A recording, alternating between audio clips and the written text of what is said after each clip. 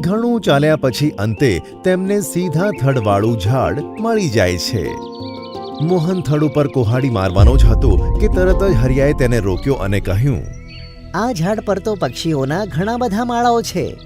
જો આપણે ઝાડ કાપી દઈશું તો બધા માળા પડી જશે અને ઈંડા ફૂટી જશે. તેથી આ ઝાડને ના કાપતો. જંગલમાં બીજે પણ સીધા થડવાળા ઝાડ મળી જશે. તે બંને ત્યાંથી નીકળી રહ્યા હતા કે ત્યાં અચાનક પેલું ઝાડ બોલ્યું, ઊભા રહો.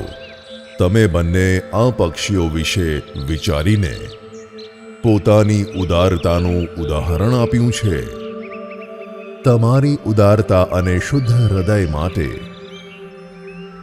હું તમને બંનેને ભેટ આપવા માંગુ છું. આમ કહીને તે ઝાડ લાકડામાંથી બનાવેલ 2 જાદુઈ પાટલા તેમને આપે છે.